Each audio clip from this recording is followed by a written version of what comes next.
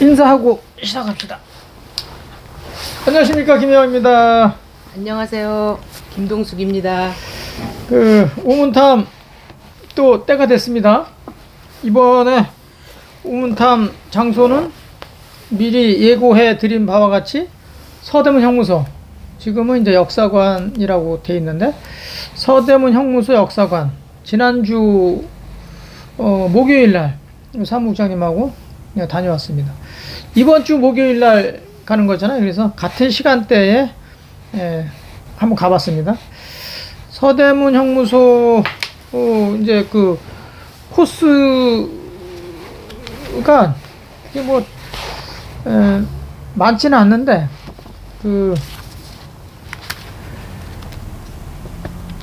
형무소 역사관에서 추천하는 코스를 보면 뭐 전시관 갔다가 중앙사, 12옥사, 한센병사, 공작사, 11옥사 거꾸로 됐네.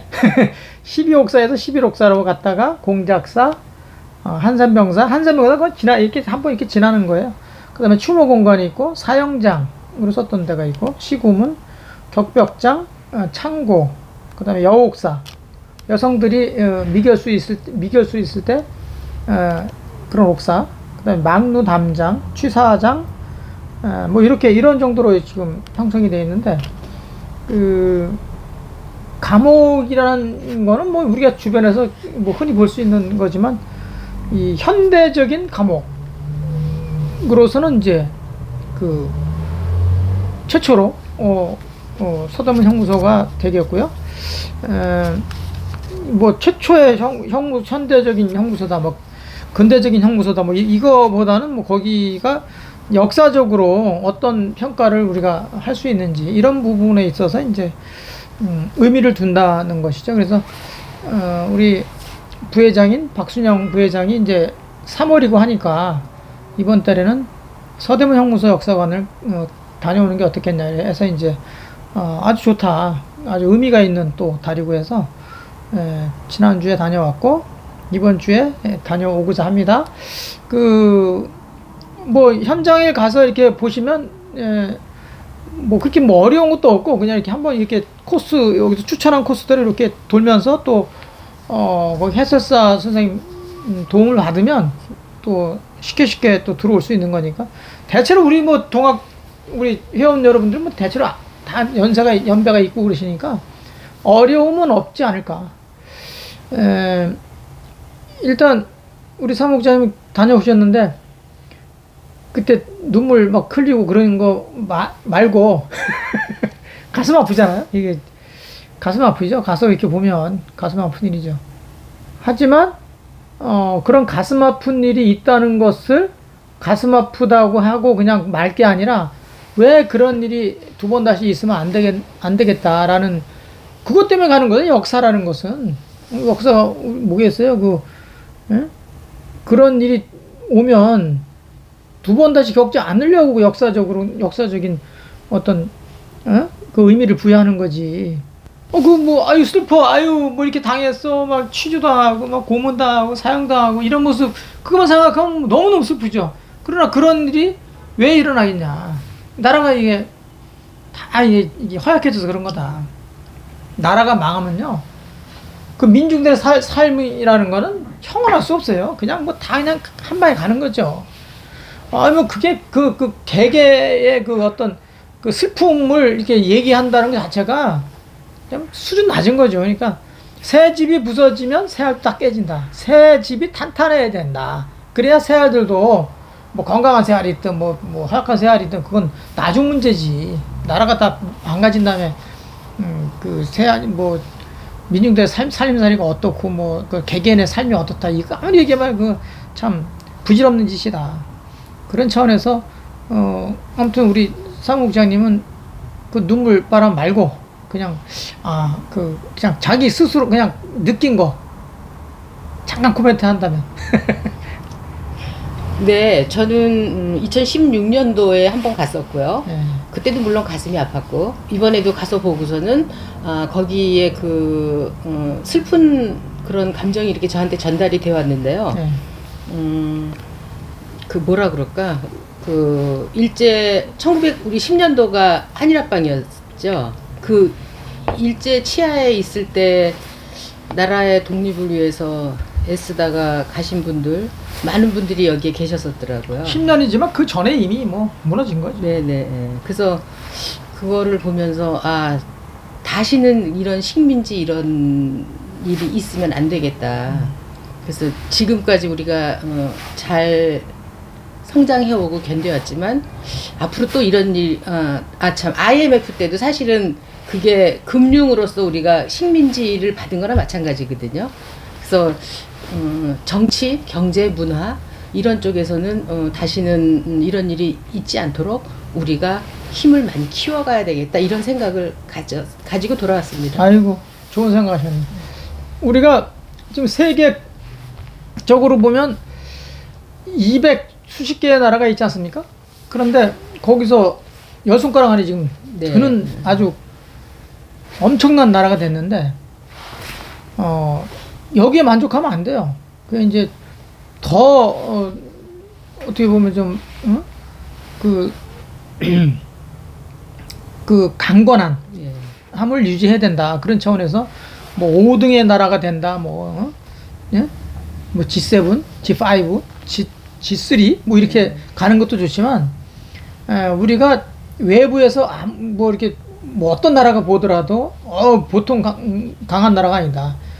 그 강함이라는 건 문화거든요. 문화가 강해야 그게 강한 나라예요. 그러니까 우리가 여러 가지로는 다 이게 뭐 경제라든가 사회, 문화, 예술 이런 게 다 강한데 다 이게 세계적인 그 수준이 되잖아요 지금.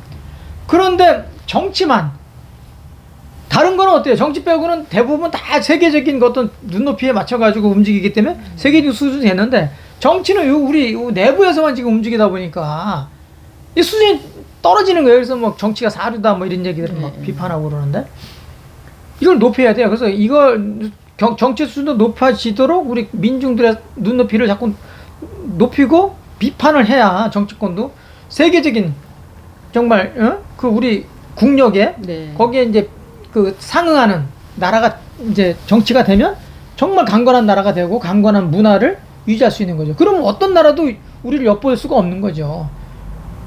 우리가 지금 뭐 잘 먹고 잘 산다고 그래가지고 뭐 식문지 안 된다라는 보장은 없어요. 40년 전에 동아시아에서 가장 강한 나라가 어디였어요? 일본 빼고 동아시아에서 가장 강한 나라가 필리핀이었잖아요. 필리핀이 그렇게 잘 살았지만 40년이 지난 세상 어때요 지금? 완전히 세계 식목이라는 아주 오명을 듣고 있는 나라잖아요.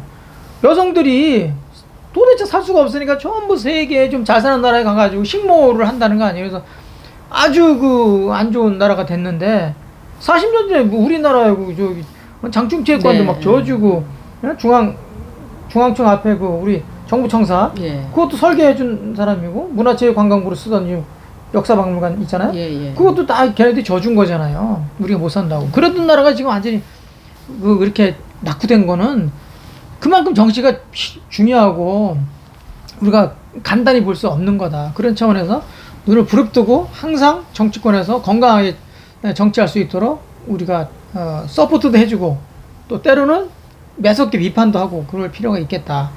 형무소라는 게 뭐 역사관이 지금 됐지만 형무소라는 게 가두는 거잖아요. 네. 이게 이제 언제 생겼냐? 이게 언제 생긴 거예요?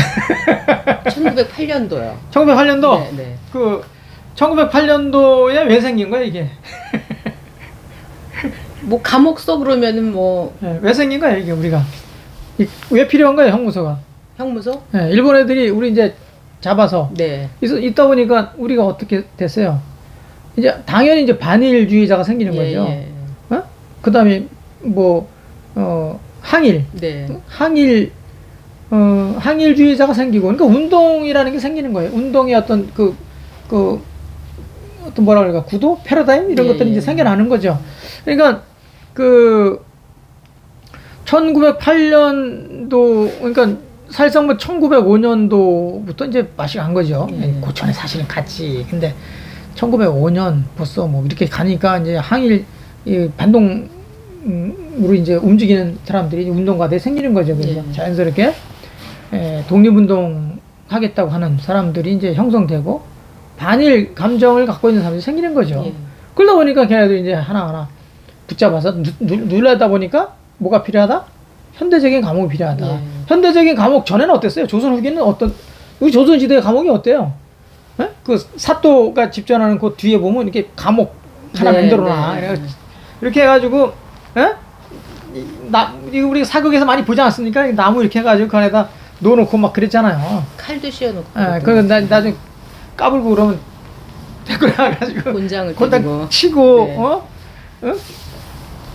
근데 그 구조하고는 좀 다르죠. 예. 지금은 완전 현대적인 어떤 감옥이 됐는데, 지금 또 감옥에 비하면 또 그것도 너무 이제 뭐 낙후가 아니고 열악한 거죠. 근데 그때 당시에는 뭐 현대적인 감옥이라고 이제 만들어져서 처음에 경성 감옥이라고 이제 이름을 지었고, 나중에 서대문 감옥, 그러다가 서대문 형무소, 그다음에 해방 이후에는 어떻게 서울구치소 계속 쓰다가 87년도에 이제 의왕에 있는 서울구치소 현재 그쪽으로 옮기기 전까지 거의 우리 나이로 보면 한 80년 정도 거기서 이제 했는데, 그 궁금한 거 없어요? 뭐 수감된 사람들이라든가 뭐 인원이라든가. 네, 궁금한 게 많죠. 일단 거기 가서 보고 오긴 했어도 뭐 개략적인 것만 보고 오고, 사실 뭐 디테일하게 뭐 설명을 들었다거나 이런 건 아니거든요. 그래서 이제 주요 수감자나 수감 인원, 그리고 어떤 죄명으로다가 그 사람들이 그 감옥에 있었을까, 이런 게 궁금한데요. 그 감옥이니까 예. 뭐 일부 잡범도 있었다고 그래요. 예, 일부 잡범도 이제 포함이 됐는데, 주로 이제 항일 운동가라든가 독립 운동가들이 이제 다수를 차지했고, 근데 그 감옥을 질 때는 설계할 때 한 500명 정도의 규모, 정원이 500명 정도 들어갈 수 있는 규모로 만들어놨는데, 이 통계가 있더라고요. 1919년 12월 통계인데, 형무소에 그때 들으셨죠? 가서도 살짝 들었잖아요. 공식적으로는 3,075명, 3,000명이 넘은 거예요. 그러니까 가보셨잖아요. 얼마나, 그러니까 6배 정도, 규모의 6배 정도로 수용을 하고 그냥 수감시킨 거죠. 그러니까 얼마나 그 환경이 열악했겠어요. 어마어마하죠.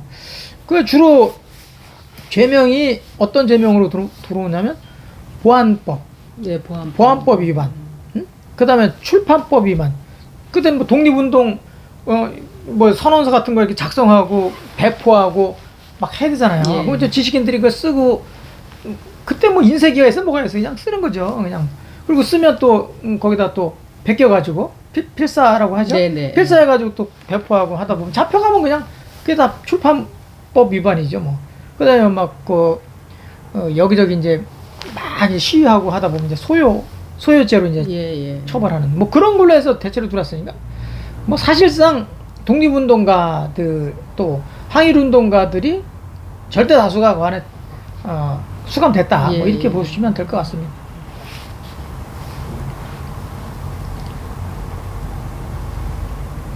대표적인 수감자들은 어떤 분들이 있었나 궁금해지네요. 그 수감 운동가들이 사실은 이제 이런 게 있는데, 수감이 된 사람들은 사실 다 운동가로서 열사죠. 다 한 분 한 분 따져보면 열사 아닌 분이 어디 있어요. 다 의지를 가지고 실제로 움직이는 사람들이니까.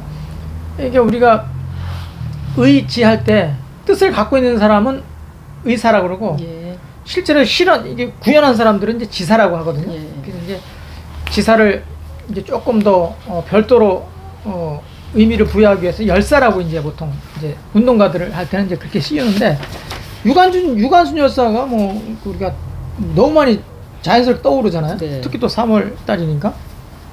어윤희 열사, 뭐 임명희 열사, 수많은 열사들이 계시지만 이제 대표적으로 몇 분만 이게 알려드리는 거에 대해서 좀 유감이긴 한데, 아무튼 그 권혜라 열사, 뭐 김양화 열사, 심영식 열사, 그 다음에 이제 정치적으로 많이 알려졌던, 우리가 이제 교과에서도 많이 배웠죠. 김구 선생님, 시문, 누구예요, 시문? 상록수의 저자죠. 굉장히 이제 많이 그 글을 많이 써서 이제 알려진 사람이고 거기서 수감 생활을 그렇게 고통스럽게 했으면서도 그 대외적으로 막 이렇게 글을 써서 이렇게 알려주고 또 부모들한테 이게 편지 쓴 거 보면 하나도 고통받는 게 없고 너무 즐거워가지고 이렇게 뭐 나라를 자기네들은 구하기 위해서 이렇게 예. 애쓰는 사람들이다. 그래서 실제로는 뭐 온갖 고문과 고통스러움에도 불구하고 대외적으로는 너무 즐거운 마음으로 산다. 뭐 이런 예. 얘기들도 막 쓰신 게 있고. 그다음에 이제 안창호 선생이 네. 계셨고 여운형 선생이 계셨는데 여운형 선생 조금 말씀드리면 좀 이 양반이 나중에 이제 참 이게 집안이 복잡한데 나중에 이제 공산주의자라고 해가지고 상당 부분 인정도 못 받았던 때가 있어요. 예. 근데 뭐 독립운동가는 확실하지. 근데 참 또 묘한 건데 이 양반이 키가 179 거의 한 180 가까이 되는 거야. 인물도 잘생겼어. 몸무게 한 80kg 180에 몸무게 80kg 인물도 훤칠해. 똘똘해. 여자들이 많이 따라했어요, 안 따라했어요? 여자들이 엄청 따라했어. 예. 그래가지고 바람을 또 엄청 펴. 14살에 장가를 갔나? 하여튼 조언을 한 거야, 조언. 예. 그래가지고 한 17살 때 그 애를 낳았어요. 처음에 이제 난 게 아니라 임신을 했지. 네. 17살 때 임신하는데 임신 6개월 때 죽어버린 거야, 아내가. 그러니까 얼마나 슬퍼. 근데 이제 어쨌든 자기 의사와 관계없이 혼인시킬 거니까. 그러다가 또 다른 여성과 이제 혼인시켜 또 이제 그 어머니가 아프다고 그래가지고 너 빨리 장가 가서 애 낳는 걸 나 보고 싶다. 그러니까 이제 또 혼인시켜가지고 하여튼 애 낳고 했는데 자기 의지와 관계없이 막 한다고 해가지고 하여튼 이런 핑계 저런 핑계 대면서 애를 바람 펴갖고 엄청나. 하여튼 공식적으로 한 10명 이상 나. 여기서 시도 많아, 여기서. 예. 근데 큰애는 또 중국에 유학 갔다가 큰애는 거기서 죽고 전염병으로. 또 둘째는 또 일본에 또 명문대학에 갔는데 거기서 또 병으로 또 죽고. 그래서 이제 또 나중에 막 정말 젊은 일본 여자하고도 막 뒤맞아가지고 거기서 막 애도 낳고. 그래가지고 비판을 엄청 받은 사람이요, 여운형이가. 공산주의자라고만 비판받은 게 아니라 그 전에 야, 독립운동가가 하필 일본에 가가지고 일본 여자하고 붙어가지고 애를 한다고 이렇게 아주 복잡해. 하여튼 나중에 그 형인가 동생인가 하여튼 국회의원도 해. 나중에 이제 해방되고 국회의원도 하는데 나중에 또 친일파가 되는 거야. 아는 뭐 복잡해. 아주 여운형 선생이 나중에 뭐 공산 이게 좌우 합작도 같이 하면서 이제 운동해가지고 평가도 나중에 받았지만 아무튼 뭐 이런 선생들이 그때 당시에는 이제 독립운동가로서 아주 했고. 그러니까 내가 왜 이런 사적인 얘기까지 막 집어넣냐면 독립운동이라는 게 그냥 죄상천 때려잡다 이게 아니요. 자식들 다 저 일본 명문대로 유학 보냈다니까. 또 중국에 좋은 대학도 유학 보냈어요, 다. 자식들을. 그 운동가라고 무슨 얘기인지 감이 와요. 그게 뭐 하루하루 뭐 이렇게 물론 마음 졸이면서 사는 날도 많이 있었지만 자식 낳을 거 낳고 연애할 거 하고 공부할 거 하고 다 한다는 얘기죠. 일상적인 생활을 하면서 한단 말이에요. 사이사이에 그러면서 했다. 그러니까 그 구속돼가지고 그 수감 생활 할 때는 그 치열성이 있었지만 우리가 얼마나 길어요, 그게. 우리가 식민 35년을 했잖아요. 그러니까 이게 어마어마한 거니까 우리가 뭐 35년 있다가 독립이 해방될 거다. 뭐 30년 있다 해방.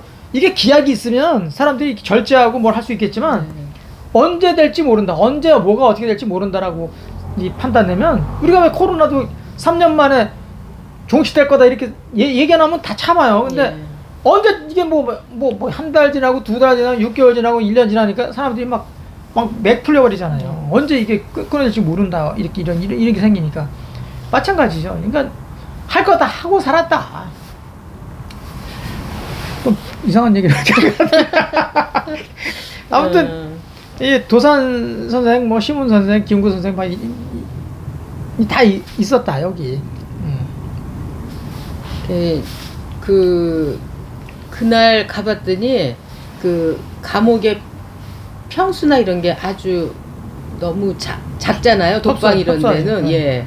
그리고 독방에는 뭐 거의 이제 거기에서도 막 관리하기 좀 쉽지 않은 사람들만 별도로 막 이제 잠깐 한 일주일씩 이제 빚도 안 두르잖아요. 네. 거기서 이제 또 벌 주는 거지 거기서 또 다른 벌을 또 주는 거지. 그래서 그쪽 옥사의 생활이나 환경이 어땠을까? 그것도 환경 그때 보셨잖아요. 아니 그 좁은데 막 수십 명씩 들어간다고 생각해 보세요. 500명 500명 규모에 몇 명? 3,000명이 넘은 걸로. 3,000명이 예. 넘었으니까 얼마나 그 열악했겠어요. 거기다 그 화장실 있었어요? 화장실 없잖아. 그럼 어떻게 했겠어요 화장실? 똥 싸고 오줌 싸야 되는데 어떻게 해? 근데 양동이를 하나씩 뒀잖아요. 거기다가 양동에다 싸가지고 그 바깥도 없고 독방은 저 뒤쪽에 문이 아니고 그 약간 틈이 있어요. 거기다 내고 그래갖고 냄새가 엄청 많이 나고 거기가 또 환경이 뭐 제대로 이렇게 통풍이 됩니까? 안 되잖아. 그러니까 막 이게 온갖 전염병, 질병이 막 엄청 막 그게 어마어마한 거죠. 그래서 거기다 또 난방도 돼 안 돼?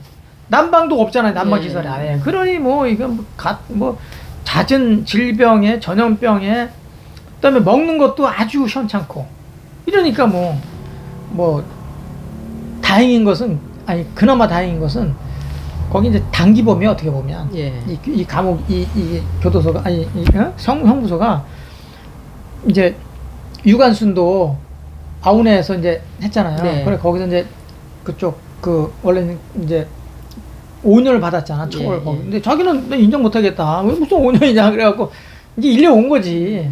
그러니까 여기 오면 보통 한 6개월에서 1년 정도만 이제 여기서 있다가 다리 간다는 거야. 그러니까 이제 그래도 저같이 좀 몸이 약한 사람들은 또 심장이 안 좋은 사람들은 거기 죽을 수 있는 거지 뭐. 죽으면 가는 거지 뭐. 근데 거기서도 막 강렬하게 난리치고 막 이런 사람들은 이제 사형시키기도 하고 또 독방으로 눕기도 하고 막 이랬죠. 그러니까 아무튼 단기 수감이긴 하지만 환경은 아주 열악했다. 뭐 다음 주에 한번 가서 보시면 아시겠지만 말도 못해요. 거기서도 이제 좀 특이한 이제 뭐 다루기 좀 어려운 수감자들 우리 뭐 센 사람도 있잖아요. 요만한 그 틀에다 넣어가지고 문 닫으면 옴싹달싹 못하게 이렇게 딱 해가지고 가만히 있어야 되는 거야. 아주 꼼짝 못하게. 그런 거. 독방도 아주 작고 빛도 없고 그러니 뭐 정신병 생기기 딱 좋은 그런 환경이었죠. 아이고 참. 얘기하세요. 서대문 형무소가 어느 때 이제 역사관으로 이름을 바꾸면서 우리한테 주는 의미가 어떤 게 있을까? 그것도 설명을 좀 해주시면. 이거는 이제 아까도 말씀드렸지만 1908년도에 이제 형무소가 만들어졌고 형무소에 만들어진 어떤 이 설계 뭐 가장 현대적인 감옥이긴 하지만 이게 또 철학자 우리 18세기 중반에 태어난 제러미 벤담이라는 사람, 영국의 철학자죠. 이 사람이 방사형 교도소 형무소를 만드는 거죠. 방사형. 그러니까 이제 가서 보시면 아시겠지만 제가 간수예요. 이렇게 만들고, 이렇게 만들고, 이렇게 만들었어. 그러니까 집을 이렇게. 여기서 보면 이쪽에 감옥, 이쪽에 감옥 한 번에 다 볼 수 있는. 그러니까 벤담이라는 사람이 공리주의자거든요. 그러니까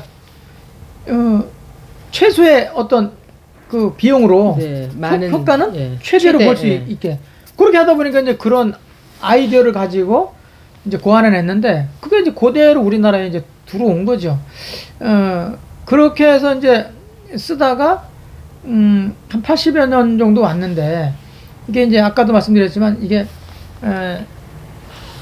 서대문 처음에 경성 감옥에서 서대문 감옥으로 서대문 형무소로, 해방 이후에는 이제 서울구치소로 왔는데, 해방 이후에 독립운동가들이 이제 사라지면서 그럼 뭐가 시작됐겠어요? 그 이후로는 이제 물론 이제 그 우리 단독 정부가 이제 마련되면서 그 안에 막 치열한 뭐 논쟁이 있었고 좌우에 뭐 갈등이 있었지만 어쨌든 우리나라는 이제 우리나라대로 이제 형성이 되면서 계속 감옥으로 쓰다가 형무소로 쓰다가 이제 민주화 시대가 됐잖아요. 예. 그래서 민주화 운동가들이 이제 거기 많이 투옥되는 네, 예.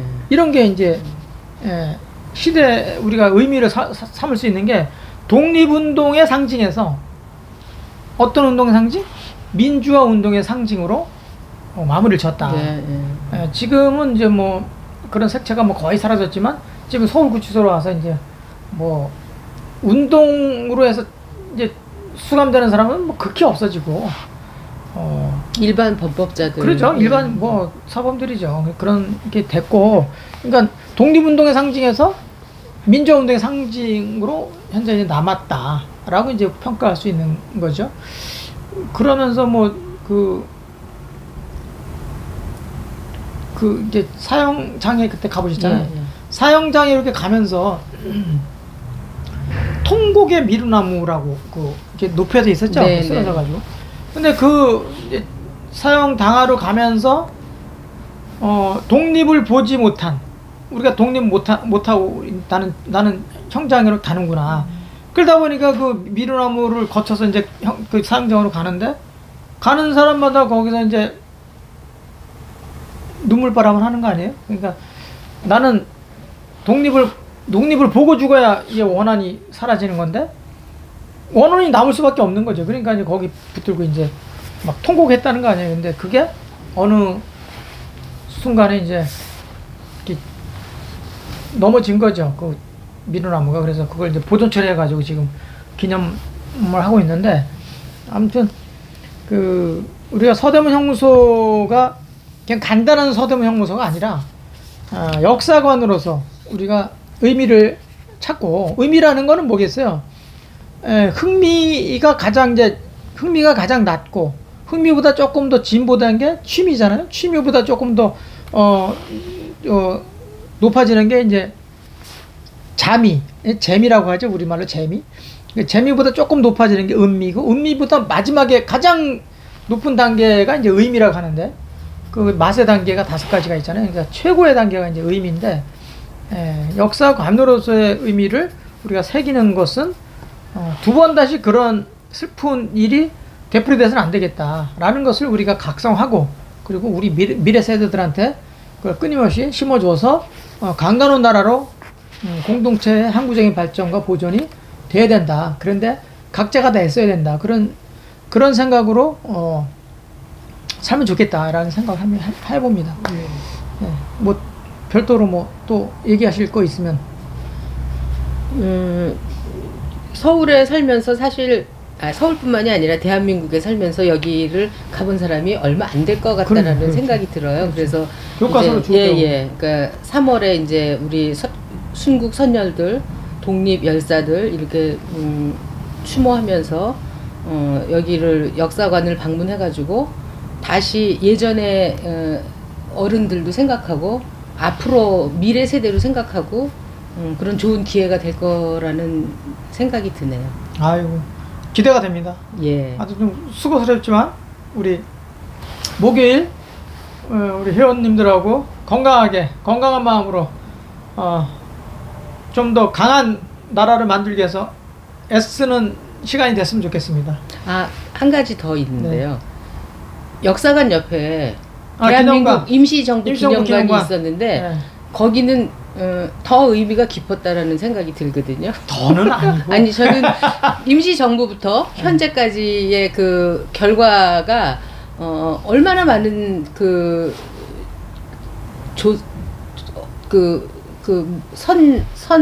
오랫동안 이렇게 말이 안 나오네요. 선현? 예. 네.